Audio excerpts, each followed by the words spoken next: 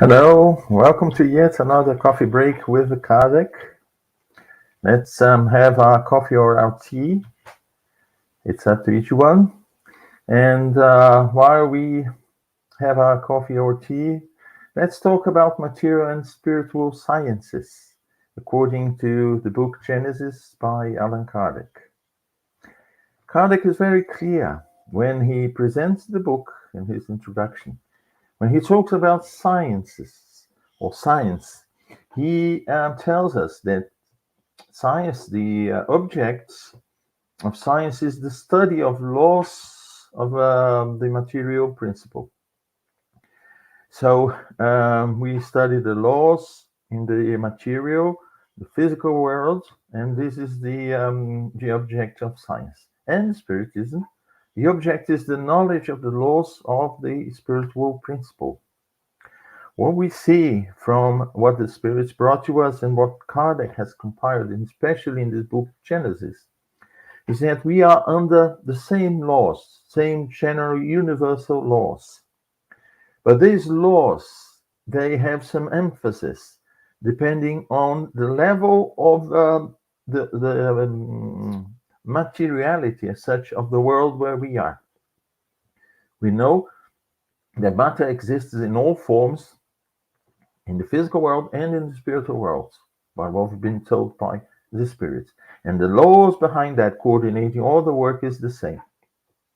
I'll give you an example, for instance. When in science we study the micro world, the world of atoms, for instance, and we study the macro world, the world of planets, of galaxies, stars, and so on, we are under the same laws, the very same laws, the laws that are described in physics. But the laws that are going to govern those phenomena, those particular phenomena, are just some among all the laws that exist. For instance, when we study the atom, the electromagnetic forces are the ones that are used to understand that particular phenomenon. When we move to the universe and we start to study the universal, the celestial bodies, we have to use gravitational forces. What does it mean? That in the atom, there's no gravitational forces, and when we look at the celestial bodies, there's no electromagnetic forces. No, it's just that the predominant force within the micro level is the electromagnetic, also the atomic forces, which are very particular atomic forces to the atom. And when we look at the celestial bodies and try to explain the movement of planets around the stars and the natural satellites like our moon around our planets, we don't need to use electromagnetic forces because they are not important. The important ones, the ones that govern the phenomena at that level, are gravitational forces. So the same happens between the physical and the spiritual world. The universal laws, they are the same. They govern the universe since the very principle of this universe. But depending on the circumstances, in this case, we are in a very dense physical world, whereas in the spiritual world, matter is not that dense. So the laws governing everything, they are the same. But the ones that predominate amongst all those laws are certain laws. And then in the physical world, certain laws predominate because they are the ones governing dense bodies. Whereas in the spiritual world, the predominant ones are other laws, but they are all part of the same, I would say, same box of laws that we have in the universe, the universal laws, universal natural laws. So Kardec says that the spiritual forces and the material forces, or the material principle, or matter as we know it, they react upon each other both ways, because they are under the same laws, although some predominate in one, some others predominate in another. It's the same when we study the atom and we study a galaxy, for instance. The electromagnetic forces are there. They are present in some phenomena, even at that level of galaxies. But the predominant, the one that makes that movement of all the celestial bodies, and I used to predict those movements to understand them, are the gravitational ones. They are relevant for that. So it's the same regarding the atom. The electron, the protons, the neutrons, they all have mass. If they have mass, they have gravitational forces around them, like a gravitational field. And then they have gravitational forces existing there. But they are so weak compared to other stronger forces, the nuclear one, the weak and the strong, and the electromagnetic. They can be left aside and not be taken into consideration. So this is more or less what Kardec tries to bring to us into the context before we actually dive into Genesis to understand the explanation for what has been considered miraculous so far. Why is that? Because we use our senses still very much. So the first objects of our studies as human beings were those that impressed very much our senses. So we started with astronomy because at night, with the beautiful sky without electricity at that time, maybe just a bonfire or, so very little light at night, we could see clear night sky, beautiful one. So that appealed very much to us humans. And then we started to study the sky. And actually, a proper study of the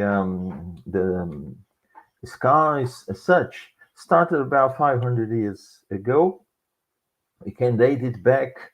I mean, we had the Greeks, and the Greeks were about 4-5 centuries before Christ, but they had just some insights here and there. And the more structured knowledge, we started actually to have it from the 15th, 1600 onwards. And we had Kepler, we had Galileo, Tycho Brahe. Those were the first ones actually to register the sky and try to find an explanation for the movement of the celestial bodies. And it's interesting because there was a transition at that time. Before, they used naked eyes to study the night sky. And then from Kepler and then Galileo, they started to use instruments. And it's interesting that some people considered it very intrusive to look into the sky with instruments. You would see it in greater detail, as if you were going to inside someone's house and started to look inside the wardrobe and whatever, go into the kitchen and open all the cupboards as such. So it was very intrusive for some people to see how they used to think at that time. You are back actually intruding into God's house, car. But then we made some improvement, and because of astronomy, we moved into physics. And then from physics, we had to move into chemistry. And so why was that? Actually, we were trying to study even in even greater detail the world around us and beyond our senses.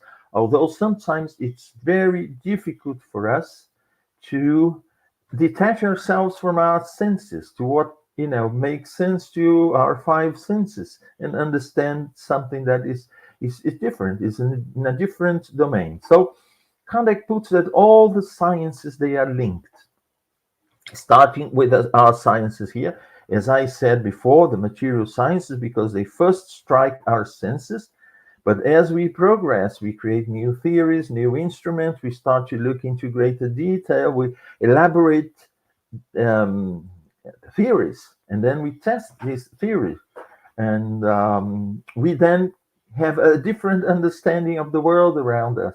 And we've moved so much. We've had, let's say, 500 years at the most, and the greater progress we've made in the past couple of centuries. But we are still at the very beginning, and our understanding of the world around us has changed so much.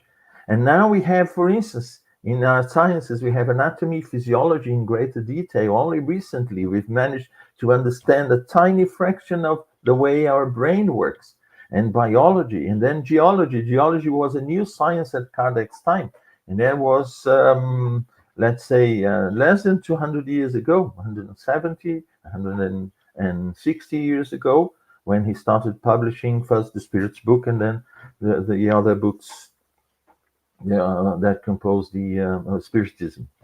And the thing is, as we move forward, our understanding changes. Initially, it was just we could understand from our senses, what I see, what I hear, what I feel, the pressure I feel.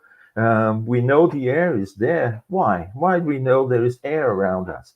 Because of the winds. We feel the blow of the wind because we see a tree moving. But in a day where we have no winds whatsoever, where everything is very still, it's difficult for us to use our senses to perceive the air around us.